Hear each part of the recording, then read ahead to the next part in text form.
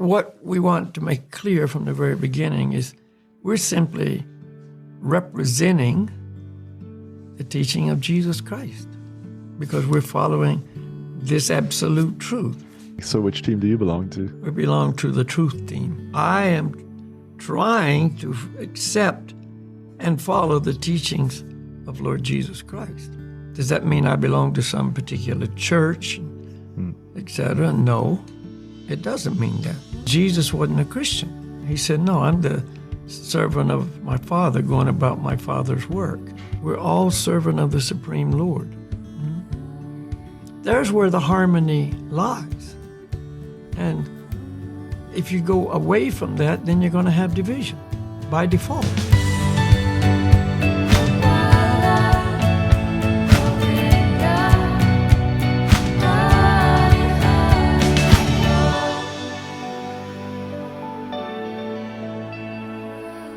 All right, I'm ready.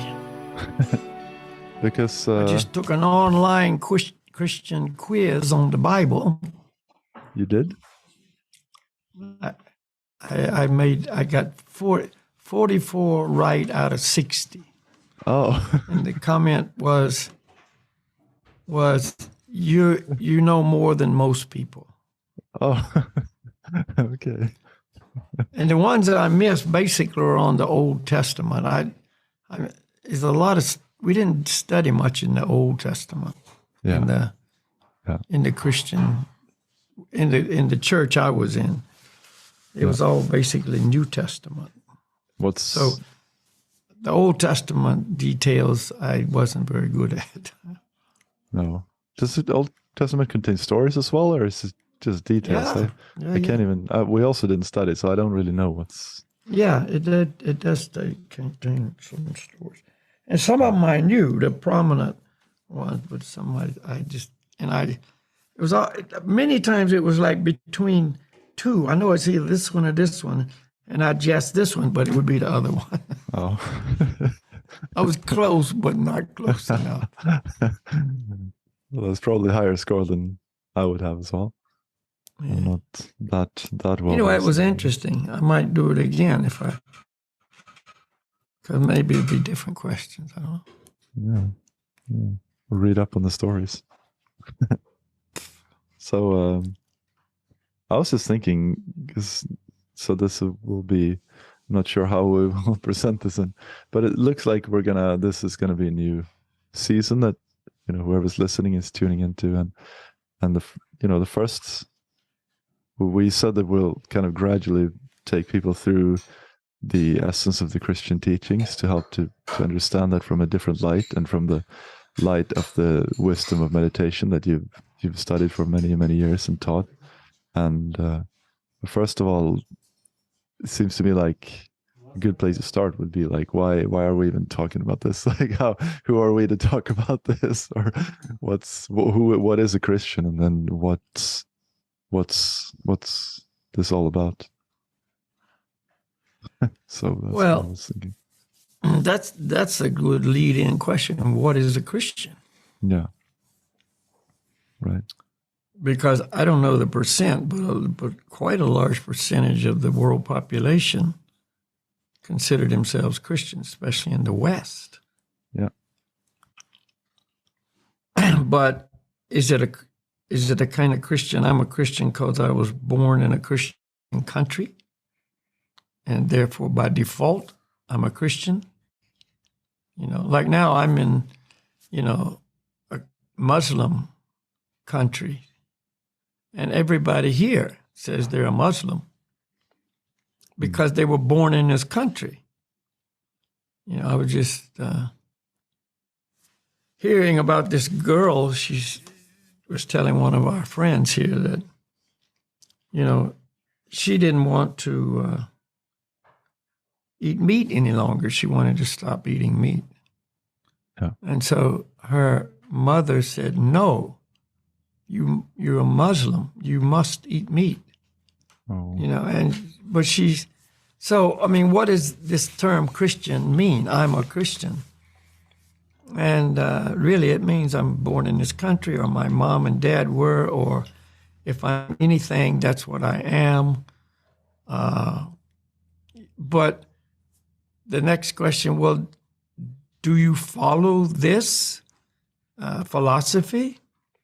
And the answer is often no, or not really, or does it control your life? No, it doesn't do that. No. Yeah. Like I told this once before, I think on our podcast, that I was in Portugal, and Portugal's a quote, Catholic country. Mm-hmm. And there's Catholic churches everywhere. I mean, a lot. And I was there long enough to see that, of course, but also to observe the population as they went about their daily lives. And I didn't see any reflection or very little of the teachings of the church on their daily life's activities. Yeah. And I asked one man, about this. I said, yes, you're Catholics, right? Yes. I see there's lots of churches. Yes. We're all Catholics. I said, but some of these things I observe aren't, in keeping with the teaching. And he said, well, yeah, we're all Catholics, but it doesn't have anything to do with our life. Okay. That's exactly how he described it. So are we talking about that kind of Christian, or are we talking about a person who follows the teachings of Jesus? Yeah. Not, well, I'm a Protestant Christian, or I'm a Catholic Christian, or I'm an Orthodox Christian, or I'm a Jehovah's Witness Christian, or I'm a Mormon Christian. Not that, see.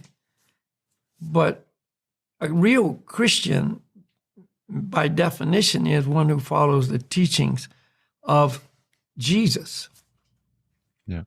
And that doesn't have anything to do with Orthodox or Catholic or Mormon or Protestant. And in Protestantism, there's many, many different denominations: Methodist and Presbyterian and Baptist and Lutheran and Episcopalian and many, many more. So what we define as a Christian is one who follows the teachings of Lord Jesus Christ. And that is exactly not different than in the Vedic teaching, the segment especially of the Vedic teaching who follows the instructions of Lord Krishna and the great devotees, saints, and representatives of Lord Krishna. See? So it's nothing to do with this other concept, of sectarianism and denominations and etc. Like in the Vedic system, there's different, quote, kinds of Vedic followers. But some are following one part, some are following another part. Some are following the part that they like, and etc. So what we want to make clear from the very beginning is we're simply representing the teaching of Jesus Christ because we're following this absolute truth. He was teaching the absolute truth, which all comes from the absolute original supreme person, God himself. So that's what we are referring to. And then I guess someone would say, well, who are you to say that? Like, so which team do you belong to? If you say that there's are many teams, which team do you belong to? We belong to the truth team. So when people personally ask me, are you a Christian? I say, yes. Yeah. Meaning, and sometimes I explain, I am trying to accept and follow the teachings of Lord Jesus Christ. That's, in my understanding, what a Christian is. Does that mean I belong to some particular church, etc.? No, it doesn't mean that. Jesus didn't belong to a particular church either. And that was one thing that was a problem. He wasn't in the established church, which at that time was Judaism. Yeah. Yeah. So Jesus, another point I often try to make clear is Jesus wasn't a Christian. You know, Jesus, if you want to look at the religion of the society, he was a Jew. You know, and they even said in one of their accusations against him, "Oh, we hear you consider yourself," or no, I think it was more like, "Oh, people say you're the king of the Jews." Mm-hmm. You know, and he didn't identify like that, and he never said that. You know, he said, "No, I'm the servant of my Father, going about my Father's work." Mm-hmm. So, in other words, we're trying to rise above this material, external concept of identity or designation. And the labels and but why? I mean, why do we have labels, and why is that a problem? Is it a problem to have all these labels and categories, and why is it? Yes, it is a problem because it reflects a certain level of ignorance, lack of knowledge. It means we're under, the influence of the illusory energy, and we're identifying with our material body. And so that's a problem. You know, Jesus taught, there's many verses in the Bible, maybe at a further podcast, or, you want to pull it into this one. In the Bible, Jesus himself says, and his followers also say, that we're not our material body. We're the person inside the body. The body's the vehicle, the temporary home. That kind of true understanding. The tabernacle, or whatever. Mortal shell. There's all kinds of different ways it's described that clearly indicates, there's the body, which is material energy. It's external. It's, temporary. And then there's the self, the true person in the body, the life force, the living being. And so it's just like if I'm driving a Toyota, that doesn't mean I'm Toyota. If we've got 5 different humans driving 5 different brands of cars, one's a Toyota, one's a Nissan, one's a Ford, one's a Mercedes, and one's a BMW, there's not 5 different kinds of people here. We're all humans in different vehicles. Right. And then in any one of those categories of vehicle, there can be many different colors. It can be a black Mercedes, a white Mercedes, a red one, a blue one, a green one. Mm-hmm. Yeah. But that doesn't change anything about the person driving the vehicle. So we have to start understanding this point. Yeah, and I mean, in this time of conflict, that's just so important, more important than ever else, to see the similarity and and that's, yeah, just to make that point. I mean, I think we can discuss this in further detail in the next podcast, and we're going to just gradually go on this journey, and I'll prepare some quotes from the Bible and some more. But what I wanted to stress is that with our teachings and what we say here and our discussions, we don't want to make any more divisiveness. Our point isn't to say that you're wrong and we're right, and here criticize anyone, but we want to rather help you or inspire you in whatever faith you're following, to deepen that faith in God and in the absolute truth. And yes, to make harmony rather than division. Yeah. To see the sameness instead of the difference. Well, exactly. Yeah, and that's not easy, because again, as long as we're in this bodily concept of life, we're going to see differences. Yeah. And we're blind to harmony, to sameness, to oneness. So it's kind of like we even try to sometimes, create differences where there are none, and it seems like we try to see differences where they are. I don't know, something in our nature. I don't, that just like has this spirit of, yeah. Well, in this, illusioned consciousness, unfortunately, we also, as part of that, have a team spirit. Yeah. I want to be on a team. And so, again, according to, where I was born, if I was born on the Christian team, then I kind of see myself as a member of that team. And that's reinforced. You're a Christian. Just like this lady told her daughter, you're a Muslim.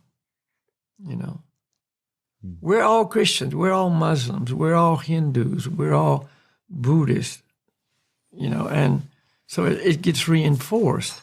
And this strength in numbers. But as soon as you're on this team, then you look down at the other team, just like a sport team. You're on the blue shirt team, and you want to be superior, feel superior than the yellow shirt team. And you want to beat them. You want to prove that you're better than them. Yeah. That's what a whole athletic competition's about. Yeah. And that's why they have different colored uniforms, so you can easily identify who's on what team, And so it brings division. And so it's not a good thing. And we do that because we want to prove that we're right, or we want to, I don't know, is that correct? Or we want to prove part to of ourselves? that false ego. It builds me up. Yeah. I am this, and so you can translate it into nationalism. I am Norwegian, and I am Swedish. You got two countries right side by side. Basically, they're so similar. They don't speak the same language, but they can communicate with each other in the same language, But if you were born and live on this side of the line, which is imaginary, you just walk across it and you don't even know when you're one side or the other, then you actually have a certain attitude toward the other side of the line. That's, we're all friends, we're good, but I'm Swedish. I'm not Norwegian, or vice versa. And so it's just the way it is. As long as we see difference, there will not be true harmony. Whereas you have a different feeling toward, let's say you're from Sweden. You are. Yeah. This body, at least. Yeah. Yeah, we're talking about that now, of course. So there's no way you're going to feel Norwegian. You're always going to feel like you're Swedish. Well, and the Norwegian's never going to feel like he's Swedish. Well, I'm trying. I just became a Norwegian citizen, so I'm trying to. But I'm talking about deep inside. Yeah, you just stayed there long enough and filled out all the requirements but it's true. To be allowed to have a Norwegian citizenship. That it's true. If someone asks me, definitely, and I will tell them, where I'm from and the city that I was born in. And yeah, I'm Swedish. I was born in wherever, and So some people have 5 different passports, but they still identify with one country, Probably, and usually it's the country they were born in and grow up in. Yeah. Mm-hmm. So anyway, that's just, as they say, human nature. But we're not humans. This is really, taking it to a level that's really difficult. Exactly. We're not humans. No, we're spirit souls. See, we're not even humans. And we have to start thinking on the absolute level. I'm a spirit soul. in a human body, born in America, born in North Carolina, born in a Christian, society, raised as but et cetera, But I'm still not that. I'm still spirit soul. One class we had, one meditation class that we had, I told you about the story. We had some Mormons that were coming in, and we spoke afterwards, very, very nice people. And they told me that, one saying that they had, which just reminds me of what you're saying. They said this, they said that we're not human beings having a spiritual experience, but we're spirit beings having a human experience, or spiritual beings having a human experience. And I was like, wow, yes, exactly. That's right. Perfectly said. Yeah. That's true. And so, speaking of the idea of an absolute religion, in the Vedic system of explanation and terminology, there's a word for religion is known as dharma. That's the Vedic word for religion, is dharma. But it's very different than the word religion in English, for instance.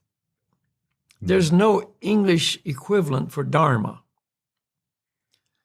So the religion that we speak about and think about in English terminology is not the same as the religion or the dharma in the Vedic terminology.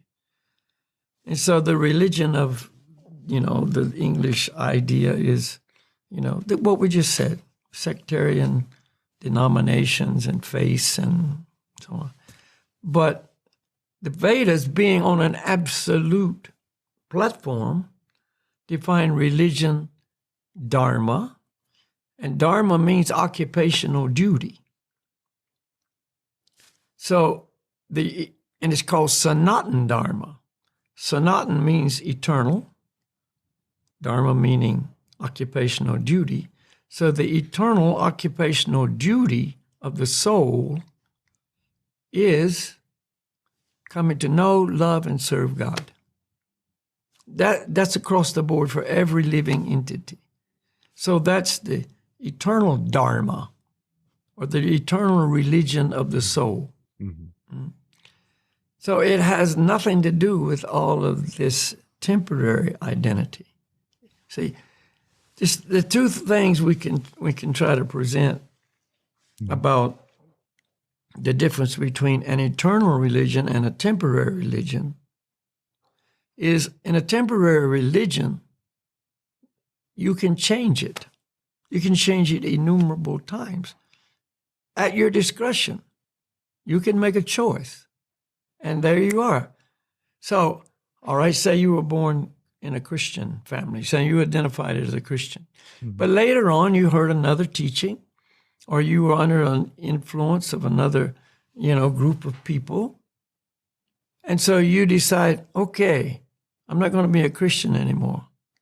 I'm going to be a Buddhist. Now you have a new religion. I used to be a Christian, now I'm a Buddhist.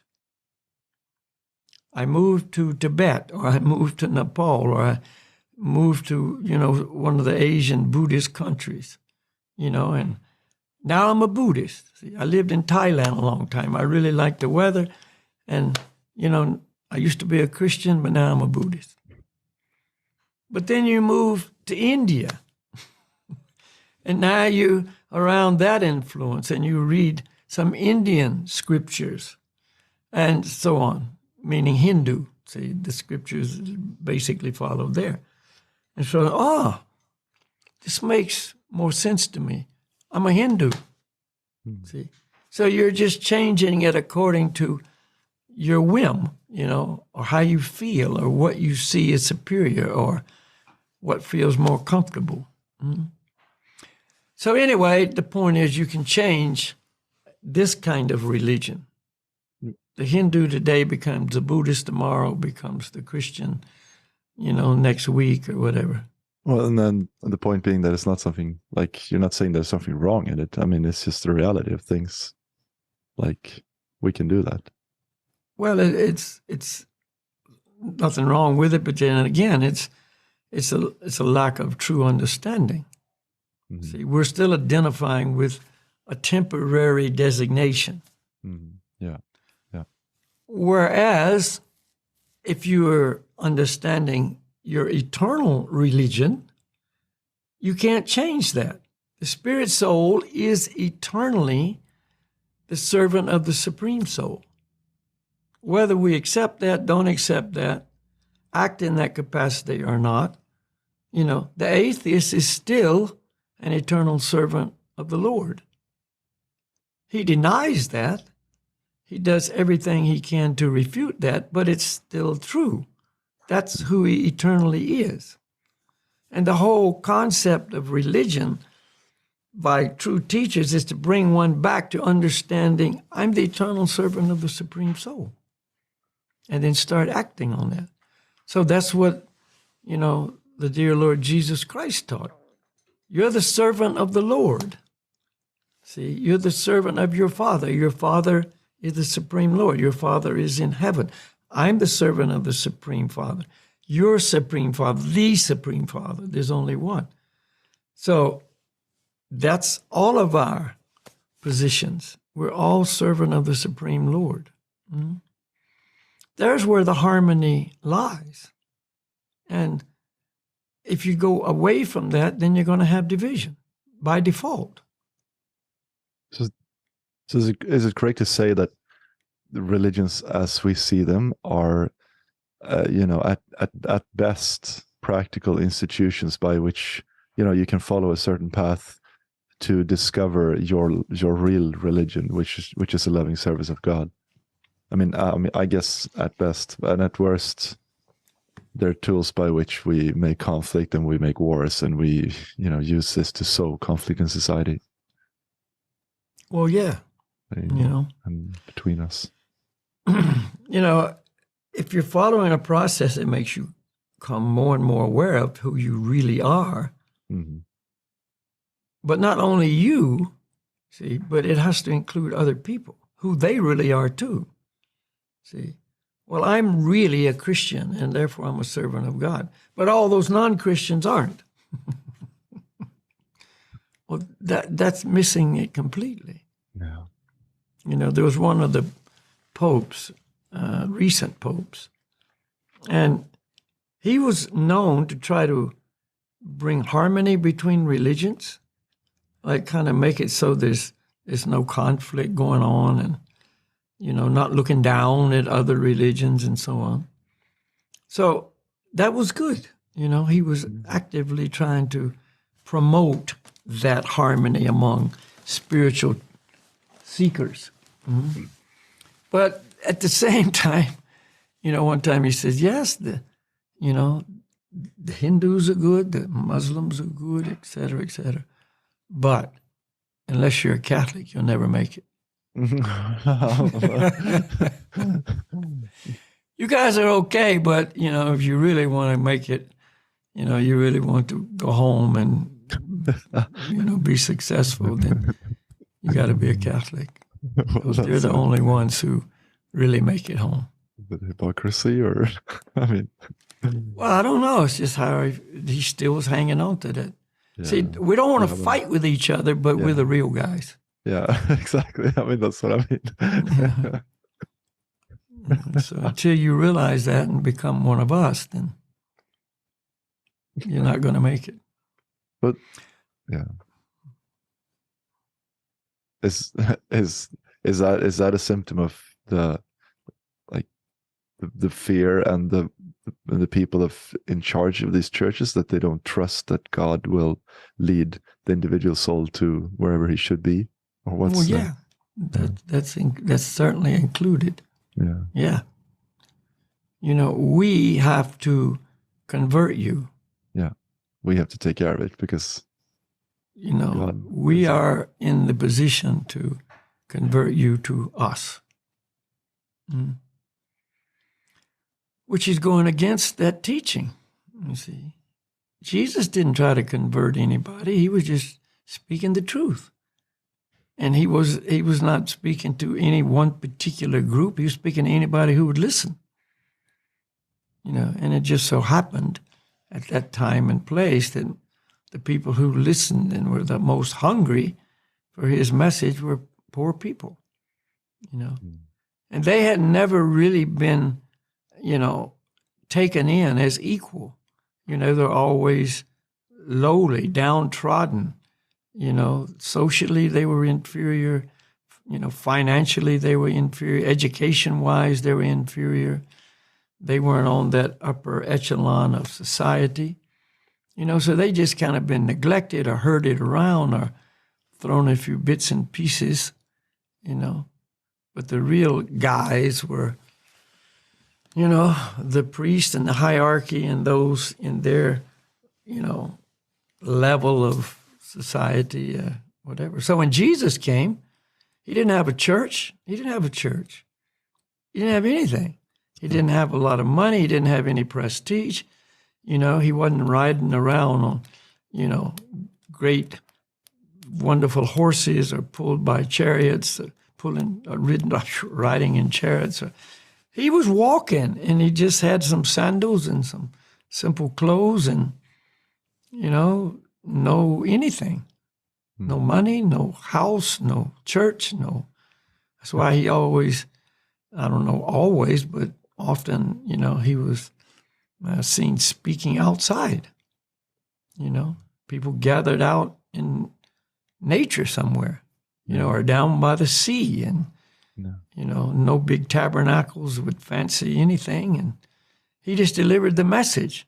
And so look at his message. It was just a simple message for everybody, And that was another thing that, irritated the authorities, is because he was gathering more people and showing that, you don't need all this paraphernalia to prove to people that you're authority. He was just speaking the truth. What was his background? Where did he get his degree, kind of thing? He didn't. Yeah. No qualification. Like, he didn't come from the system and then qualified to teach. He just taught. Right. He didn't go study for X number of years under some, university or whatever they had in those days, and therefore he was qualified. In which case he was qualified because of his connection with the source of the truth. Yeah. And he was just humbly trying to help the people know that truth. He didn't have an agenda to get a lot of followers. A true teacher is not looking for a lot of followers, just so they can say, look how many people I have. He was just speaking to everybody to help them in their journey back home, to relieve their true suffering. So that's how we see Jesus, and that's what inspires us to speak about him. So others, if they don't, have this understanding, can see the clear picture. Jesus doesn't just save Christians. See, anybody who follows his teachings is a Christian, and by doing so, they're saved. Saved from what? Saved from illusion, saved from divisions, saved from misunderstandings, saved from allowing themselves to be owned and controlled by, the forces of nature in whatever forms they take, the illusory energy, so they can actually come back to harmony with the Lord. Find the joy, the happiness, protection thereof, and, develop love for God and go back home and be with him. And no other motivation than that.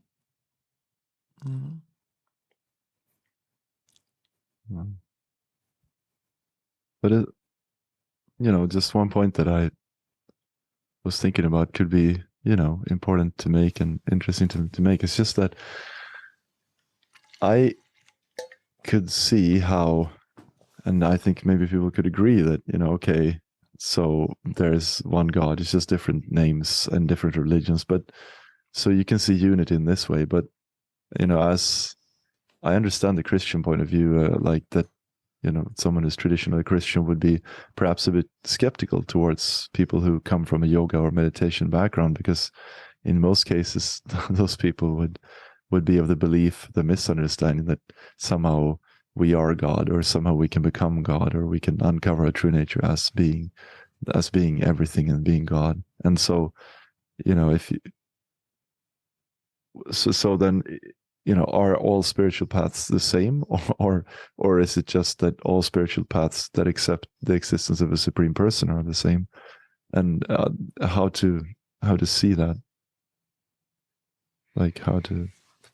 Well, I can empathize with the Christians in the connection that you just said, that they might think yoga will ultimately bring you to the realization, I am God. Yeah. Because there are yoga paths who teach that straight up, not in a disguised way. And there's big quote, yoga teachers, yoga masters, yogis, from the home of yoga, India specifically, and then, of course, others, not from India, from whatever the position they are in the world, have adopted that and are passing that on, promoting that idea that we are all God. I'm spirit, God's spirit, therefore I'm God. We're all one, and et cetera, et cetera. And this would be, diametrically opposed to the teachings of Jesus, which it is. And people, hearing this could immediately say, well, no, this is bad. This is against teachings of Jesus, and therefore don't associate with yoga. Don't associate with this Vedic, teaching. Exactly. Mm-hmm. And again, yes, I agree with that too, because they've eliminated God. By doing so, they've actually become atheists. What is an atheist? The word it says explains itself. Atheist means no God. Theist means God. Atheist means no God. So an atheist is a person who does not accept a supreme individual personality of Godhead. So all these yoga paths that tell us we're all God, or that there's no real personality, it's just energy, it's spiritual energy above all individual forms and concepts and identities. The ultimate realization is, I'm none of that. I'm everything. And merge into this ocean of spirit. See, where there is no personalities, and we're all just sparks from the ocean of spiritual light. And when we reach full enlightenment, we merge back into that ocean, and individuality is extinguished. So a Christian hearing that teaching would obviously see conflict. Yeah. And so do I. So do I. And so do you. Because we don't practice that aspect of yoga. We practice bhakti yoga, which is exactly the same philosophy that Jesus followed and taught. There is a supreme person. We're his children. He's the Father. We're the children. Therefore, our common bond is in the same family. God's the Father of all of us. We're all his children. And there's harmony there. Like in a household where there's a father that has, let's just say, 20 children. You know, I met a person in Hawaii one time. He was Hawaiian. And he told me that he was from a family of 21 children. What? Yeah. And he was number 17 of the 21. Yeah.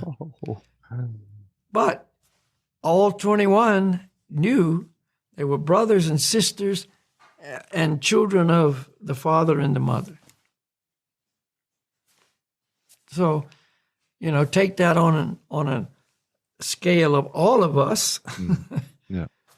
you know, and one common father that makes us all in the same family. We're all related. And that's the teaching of Jesus. We're all brothers and sisters. And so often, you know, in Christian churches, I know this from personal experience, we called each other, the males called each other brothers. Hey, brother, you know. It later became a common saying amongst the hippies as well. Hey, brother, hey, sister, you know. Because it was the idea we're all, you know, Jesus was the Father and that understanding, and above him, his Father. But we were all related like that, in the same family. Yeah. Yeah. So on the real eternal scale, we're all children of the Supreme Father. And so why not act like that? Yeah. You know, why not be in harmony on that understanding? Yeah. And in the family of 21, I'm sure there were certain members of the family that thought different than other members of the family.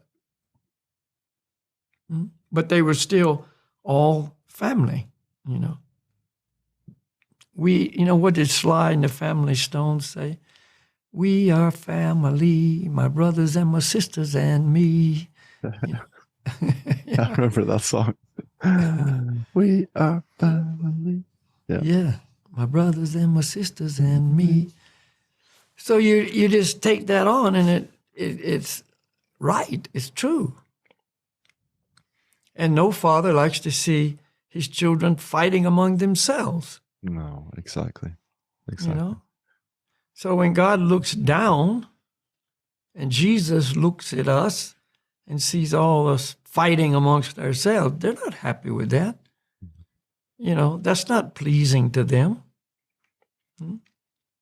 He wants to all be in harmony, in love, serving God. You know, you serve God your way, I serve God my way. Exactly. You know? Yeah. Then that's better. That's perfect. That's pleasing. And I just, want to say to anyone listening, like, we will gradually go through this and talk more about this, like, that our natural function is serving God, and we'll talk about, that God actually exists. That's one important part that we're going to cover more and have more quotes on, and who he is, and et cetera, et cetera. So there will be more information on. This is kind of a brief. I hope it's a bit of an overview, and then what's coming up. And and how it's really important once we establish this idea of service to God. Then a question that comes up is, well, how to serve God? Yeah, exactly. How do I do what that? is service? What is not service? Yeah. Do I decide what is service? Am I guided in my service, etc.? Because service to anyone means you're trying to please that person you're serving. You're trying to make it so they accept that service, they're pleased with your service, and the relationship is enhanced. It becomes stronger, it becomes closer, and so on. So, anyway, we're going to be talking about that. Yeah, that looks good. Put the sunglasses on. Yeah. Yeah, and a lot of more things. I'm really looking forward to cover all these topics. I just have to say, wow. And I'm hoping people are as well out there listening. But so, we might have, and I'm kind of hoping that we have some people here who haven't, tuned in to this podcast before. And so, what we do have in the end of each podcast is a form of meditation. So maybe we could mention that and explain that a little bit to people if we're gonna maybe end with that today. Yeah, sure.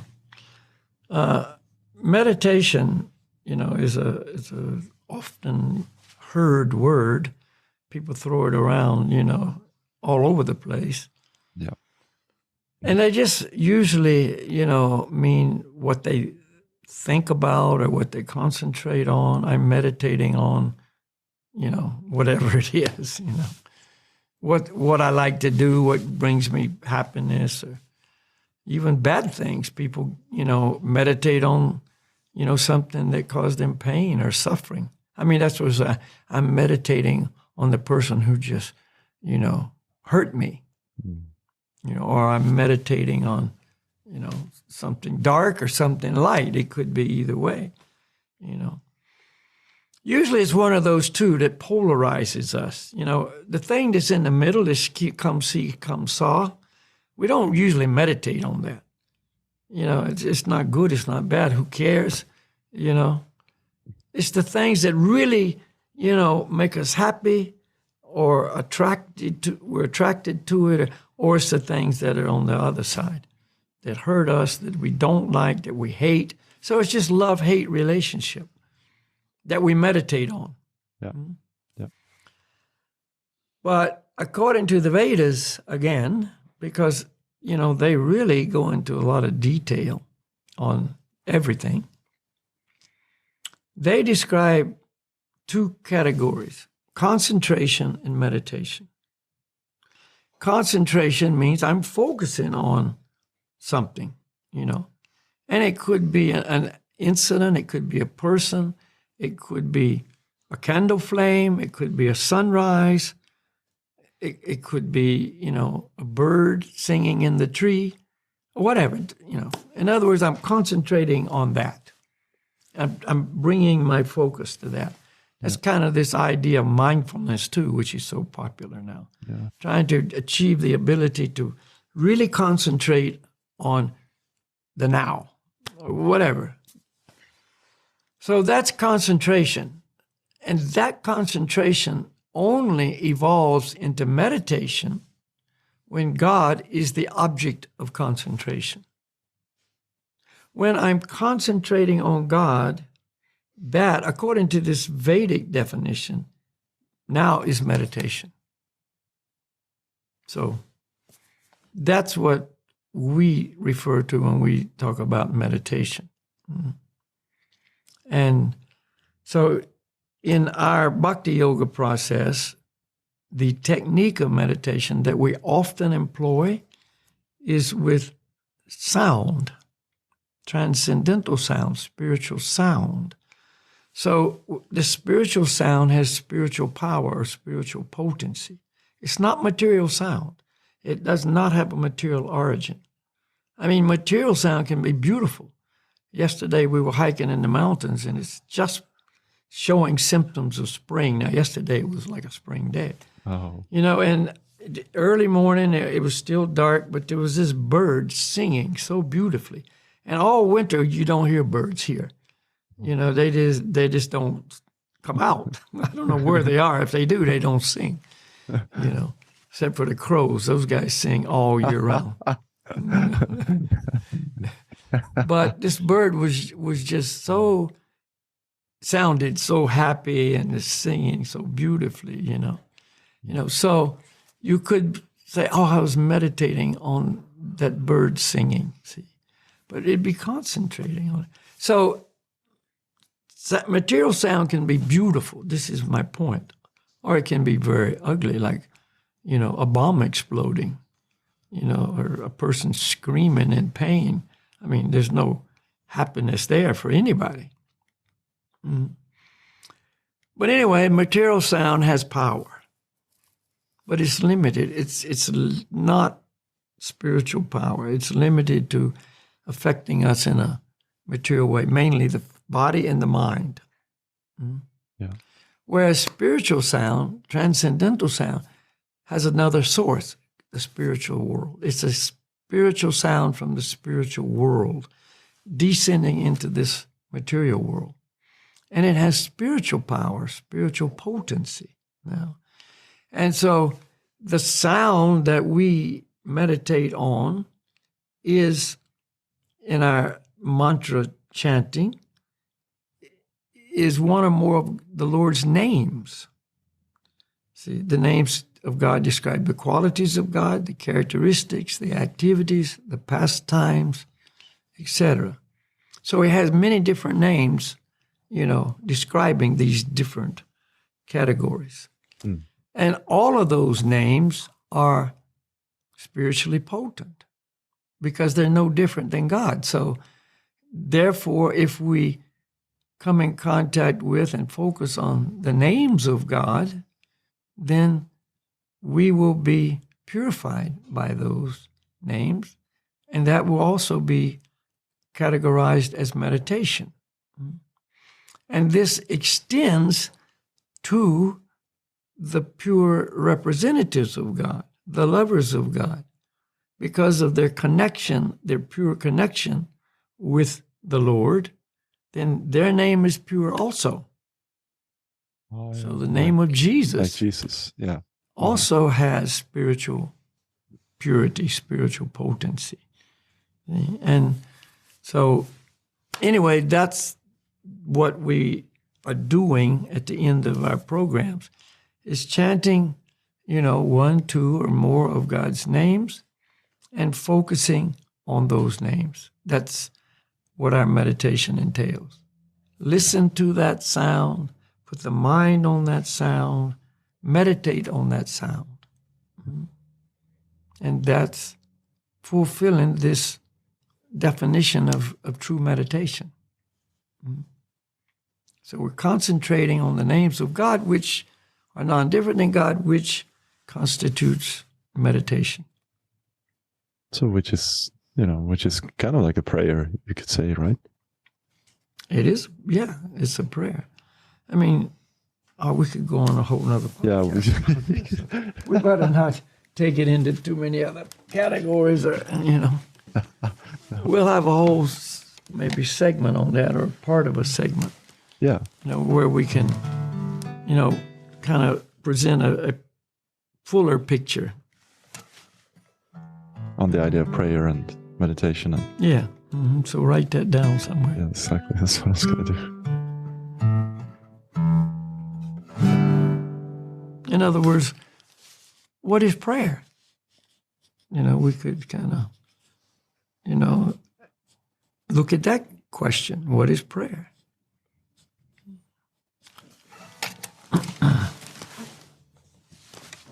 Because Jesus was, himself always in prayer, and he was encouraging others to pray. Yeah. So the mantra that we'll,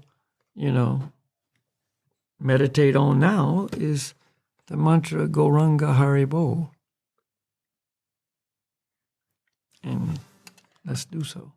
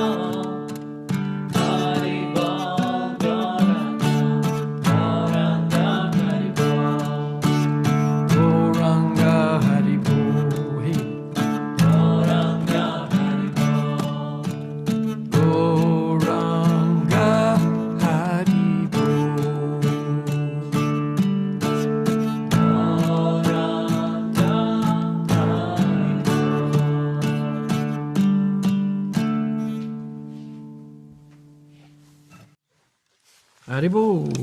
Hari. All right.